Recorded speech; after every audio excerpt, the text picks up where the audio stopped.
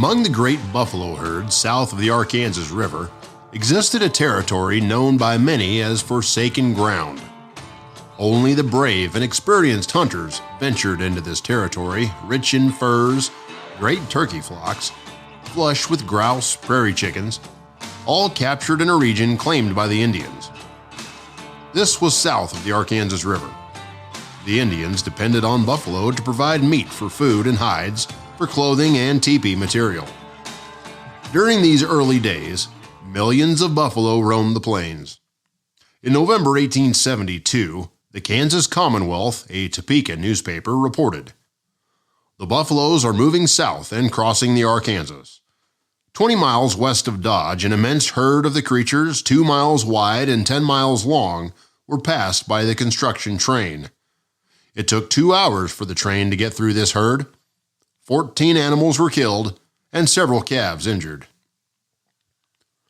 As word spread about the good hunting and the railroad that would soon reach western Kansas, men in different parts of the state started businesses near the new railroad tracks and Fort Dodge to supply the hunters with the necessities for their trade.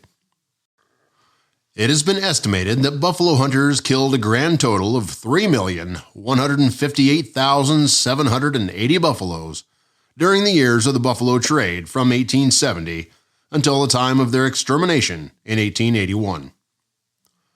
Hunters swarmed over the area, killing the buffalo to sell for a good price. A successful day's hunt might net the hunter $100. The same Topeka newspaper article said, "Every ravine is full of hunters, and campfires can be seen for miles in every direction. The hides and meat of 14,000 buffalo were brought into town today."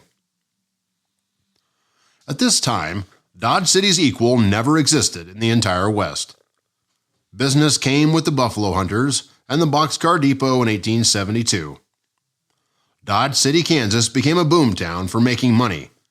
Gambling was carried on extensively and the saloons were full. Mostly everyone in the town seemed bent on wantonness and indulgence, except for the good citizen. By November of 1872, the small town of Dodge City had begun to bloom into a vital frontier community.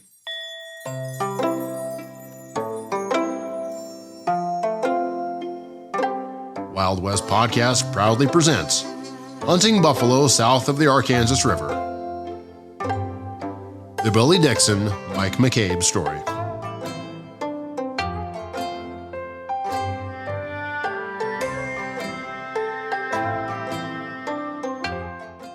My name is Mike McCabe, and they call me Cranky.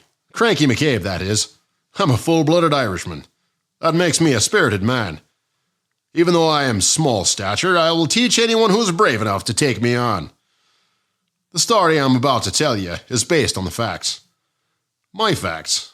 Yet some of my stories may not have happened the way you or someone else might have made it out to be. Back in the early days, I worked with a man named Billy Dixon. Billy Dixon and a few other fellas often hunted buffalo on the southern plains. We covered enough territory in those days between Texas, Nebraska, and Kansas.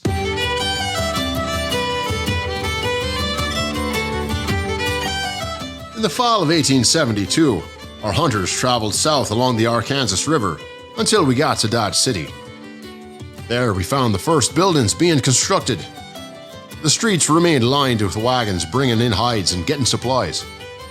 The railroad station happens not to be a station at all, but the boxcar serving as a temporary depot. The town was swarmed with hide buyers and sellers. Operators along the rail line unloaded dozens of railroad cars full of grain, flour, and provisions. However, more important to me at that time happened to be my baser needs. After months on the prairie working in blood-stiffened, stinking clothes, with my beard streaked with red blood, I welcomed any type of civilization. So I convinced Billy and the team to put on airs and take a closer look. At this time, Dodge City was a terminus of the railroad. The Santa Fe, Atchison, Topeka companies continued grading tracks moving west to the Colorado state line. The construction crews were made up of Irish immigrants and Civil War veterans. To say the least, these fellows occurred eager for a big time, and spent their earnings in the first constructed business establishments of Dodge City. These hastily built establishments, frequently box affairs, included saloons owned by Kelly and Beatty, Murray and Walters, Beeson and Harris, and of course there was the Hoover Saloon. None of these places appealed to us, so we decided to make our earnings for pork and bean dinner at the Cox House Hotel.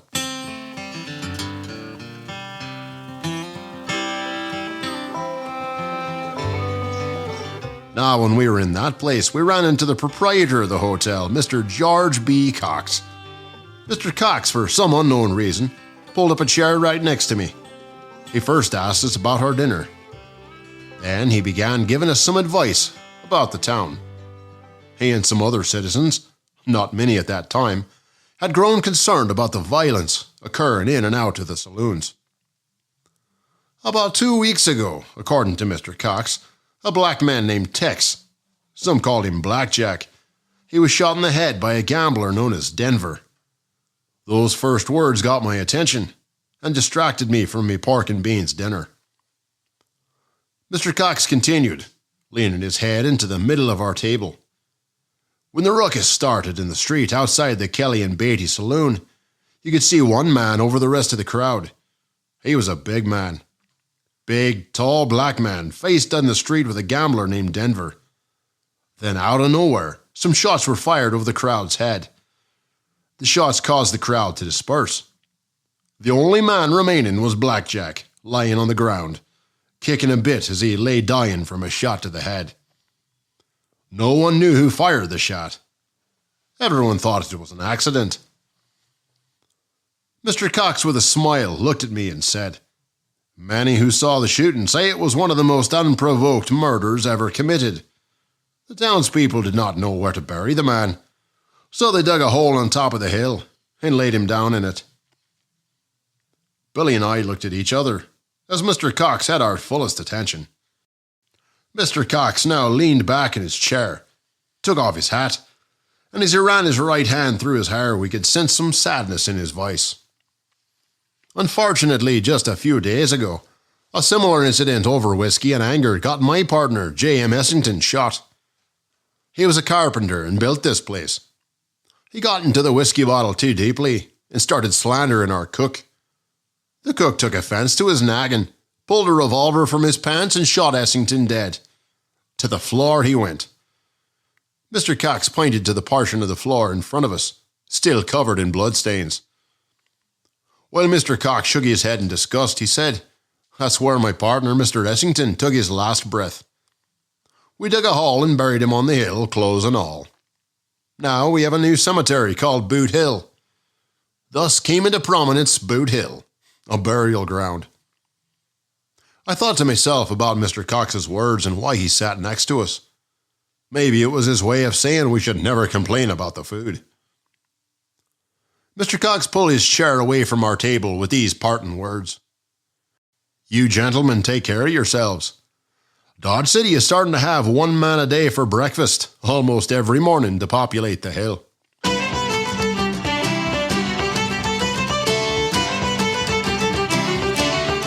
We paid our 75 cents and afterward decided to boast a little about our talents to some of the locals. We decided to try our luck at Zimmerman's Hardware, gun and ammunition store. At Zimmerman's, we had the good fortune to run into a feller named Charles Rath, who was staking claim to a mercantile company specializing in marketing buffalo hides. It was here Billy and I decided to take a chance on a business venture. With certainty, I explained to Mr. Rath that he was in the presence of one of the greatest buffalo hunters who ever leveled a rifle. The truest shot of the West.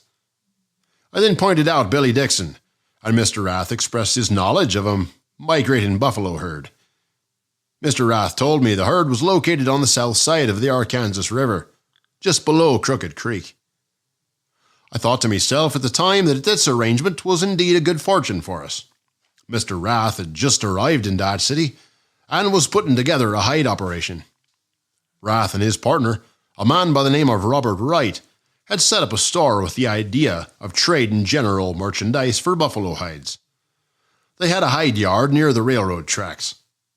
The hide yard was where the buffalo skins were purchased, stretched, examined for quality, and shipped eastward. They were in need of buffalo hunters, a team of skinners, and wagons to harvest buffalo hides. While we were there, we ventured into some of the dance halls. It did not take long before Billy got tired of the place. He was not fond of dancing, nor was he much of a drinker. After we had been at Dodge City for a few days enjoying some good times, we grew a little short on money. In fact, I did not have a penny left to me name.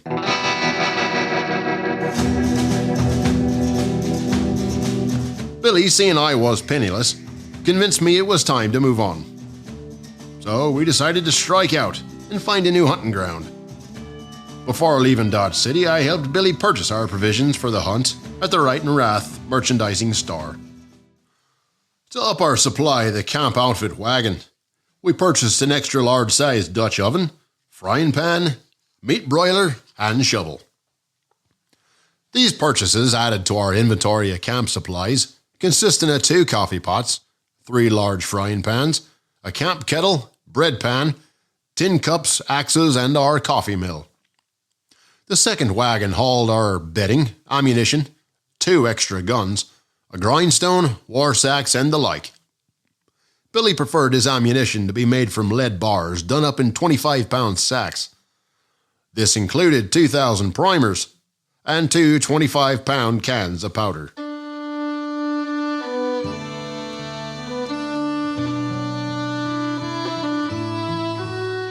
Leaving Dodge City, our 2 wagons and 4-man hunting team went up the north side of the Arkansas River to a place called 9 Mile Ridge.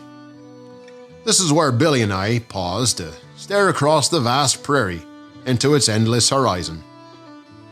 At the top of the ridge, I remembered the glorious sight before us, how the prairie wind was our constant companion. I could hear the gentle whisper echoing across the vast sea of grass, carpeting the land that stretched out before us. The great plains swayed beneath me as they went steadily southward. The rich buffalo grass, upon which our animals fattened, rolled out gently before us, as if they were tiny chips blown across the frozen surface of a great sea. Upon the surface of this sea, among the slow hollers and crests, I found myself less and less conscious of any movement forward. We sat tall in our saddles and looked in 3 directions, south, east, and west, but we saw no evidence of military patrols. Billy, with a gleam in his eye, then boasted, "You see, the south region of the Arkansas River was forbidden ground. It came to be that way after the Indians made terms at Medicine Lodge. The Indians insisted that the white men obey the terms of their treaty and not venture south of the Arkansas River. The Arkansas River was the deadline where no buffalo hunter should go, patrolled to the south by both the U.S. cavalry and bands of hostile Indians. Billy was an adventurous man. I guess that's why he convinced our team to cross over to the south side of the river.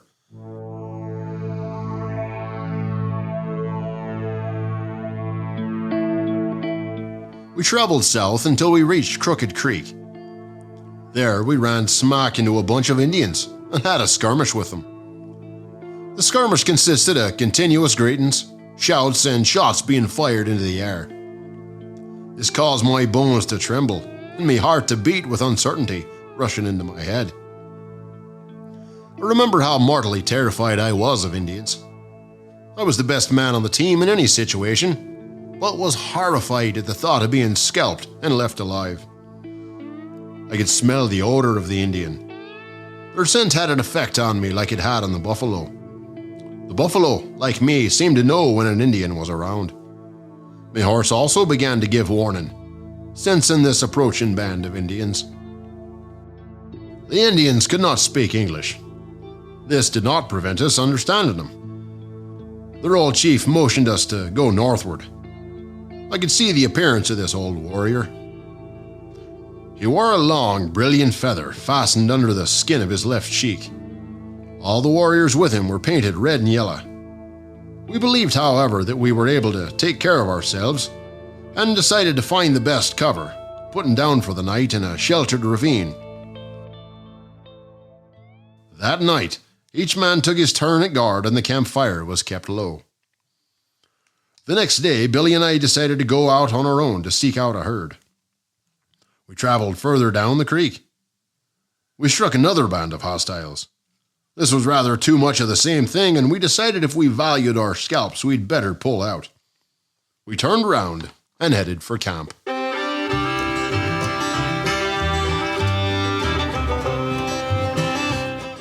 The signs of the buffalo became more frequent.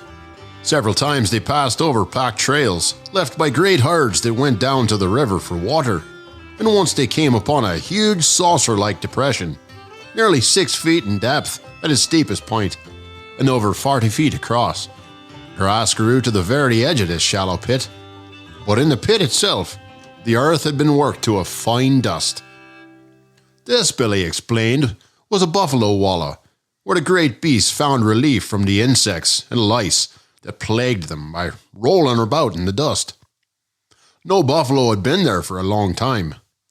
Billy pointed out that there were no buffalo chips about, and that the grass around the pit was green and uncropped. To add to the excitement, we crossed over a ridge, and unknowingly began to hear and feel the rumbling of thunder in the distance. Though no storm clouds could be seen. The ground began to tremble, and to our astonishment, we had become surrounded by a thundering herd of hulking animals that stretched farther than the eye could see. To our eyes, the sight was both a welcome and a tense moment, as we found ourselves right in the middle of a buffalo stampede. 1,000 or more buffalo directly in our path were running the plains, kicking up a thunderous cloud of dust, instantly blinding our vision.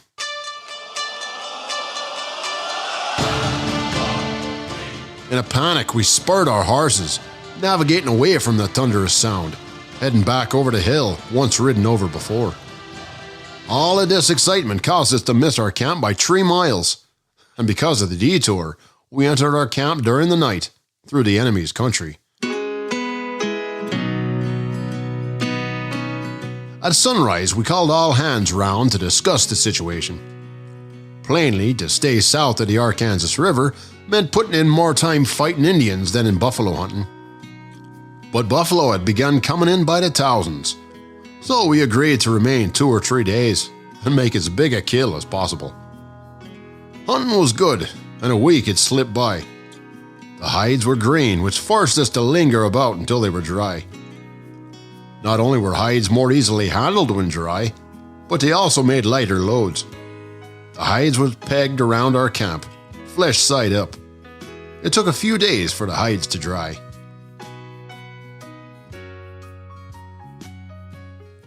About the 9th day, we found ourselves running short of meat, and we knew where a bunch of buffalo were grazing, about 2 miles distant from our camp. Billy mounted his horse and told us he would ride out and kill 2 good ones for meat. As Billy rode over the nearby ridge, there was in the men's mind a reasonable concern that Indians were moving through the country.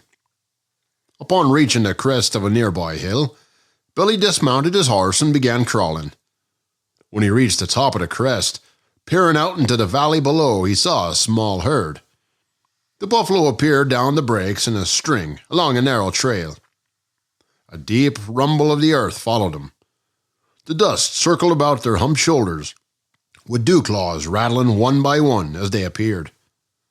The herd thrust forward with their shaggy heads down, grunting their noses in a circular dust swept about by the wind.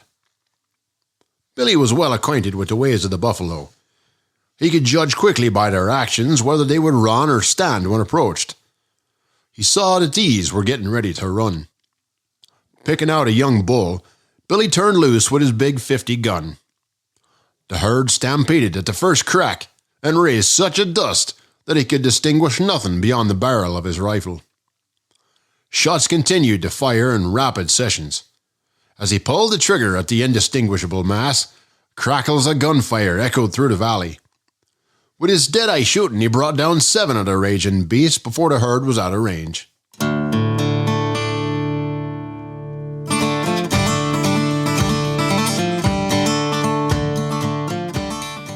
What Billy did not realize was how the gunfire affected us back at camp. Billy was out of our sight on the other side of the hill. The muzzle fire from his gun caused us to jump to the conclusion that Indians had attacked Billy. To add to the excitement, a herd of about 50 antelopes appeared on a hill half a mile from camp.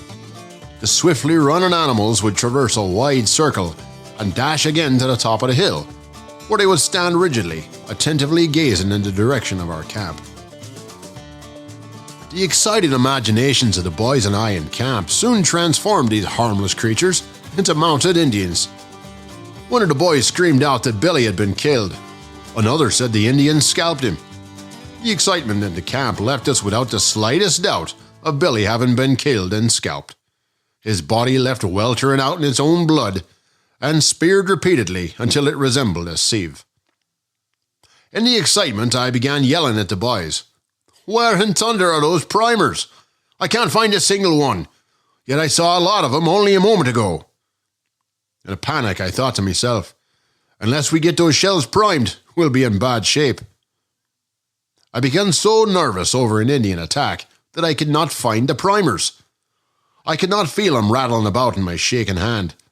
The boys noticed that all along I had yelled for the primers. I was holding them in my left hand. In just a few minutes we had prepared ourselves for an escape and to battle whatever had to come first. All the fighting guns were conveniently at hand, and all the camp equipment was loaded on the wagon. The boys and I was just at the point of pulling out, but it lingered a moment to debate whether we should try to recover Billy's dead body or whoop her up for Dodge City. I had insisted that it would be wrong to go away without being sure that Billy was dead. While this discussion was underway, each man was distracted and as busy as a coon in a hen roost. We did not notice when Billy rode into camp a few minutes later. The boys gazed at Billy in utmost astonishment, and they could not believe that he had returned. We began asking him 1,000 questions. They laughed over what had happened, each teasing the other about having been scared out of a year's growth. All except for me, all the boys took to joking in good nature. I was outraged by the event. When the boys began poking fun at me about losing the primers, I slashed on my war paint and squared off to fight. I shouted I'd fight with bare fists, with a butcher knife or with a gun, whomever repeated the story. The boys recognized my anger, knowing my Irish temperament, and began to back away. They knew I would have done as I threatened, but all of them liked me more from a distance. As the hides dried, we rolled them lengthwise in lots of 10, tied them into a bale, loaded 20 to 35 bales onto our wagon, and drove to Dodge City.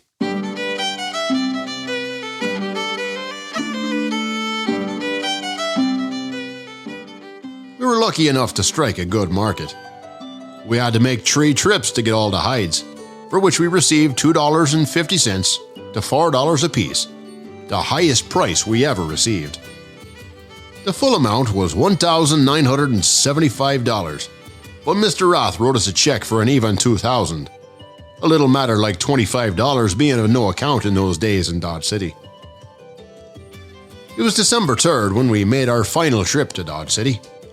I wanted to celebrate a little with the money I was paid, so I went over to Tom Sherman's place. Just as I was approaching the boardwalk, the doors swung wide open, and 2 men clambered out in a brawl.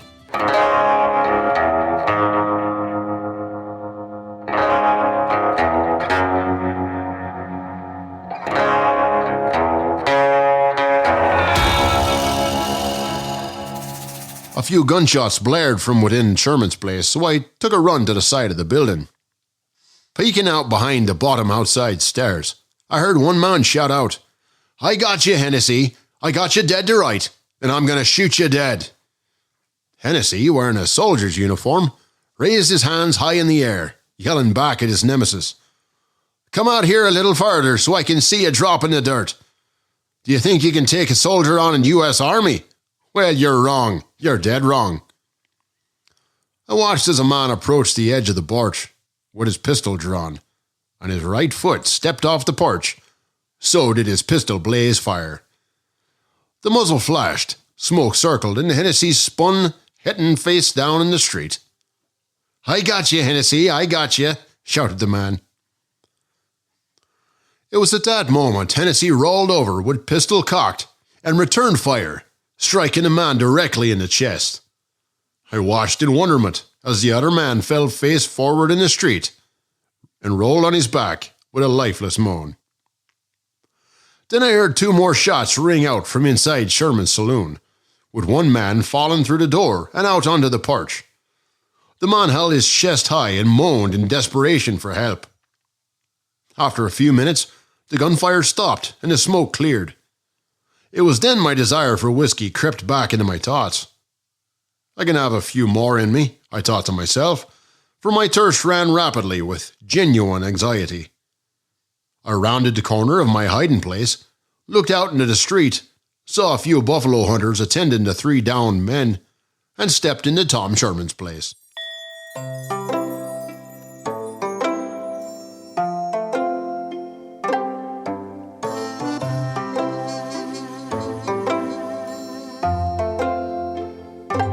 The room clamored with the confusion of individuals who stumbled about the smoke-covered space.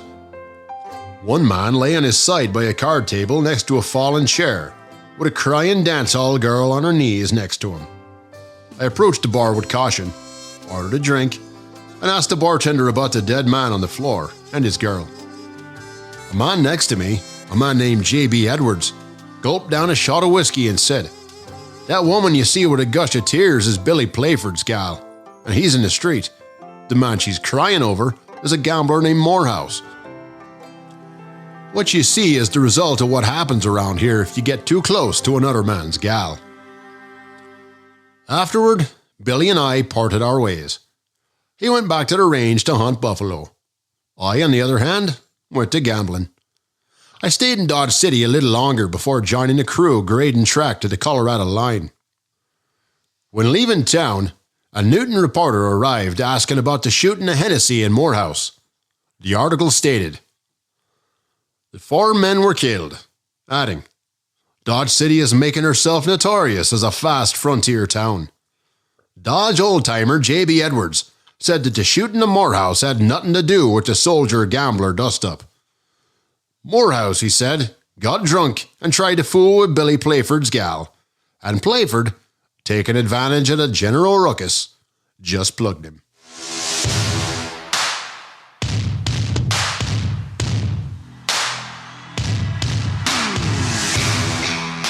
That's it for now.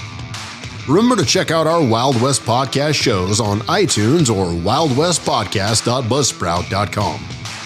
You can also catch us on Facebook at facebook.com/Wild West Podcast or on our YouTube channel at Wild West Podcast, Mike King, YouTube. So make sure you subscribe to our shows listed at the end of the description text of this podcast to receive notifications on all new episodes. Thanks for listening to our podcast. If you have any comments or want to add to our series, please write us at wildwestpodcast@gmail.com. We will share your thoughts as they apply to future episodes.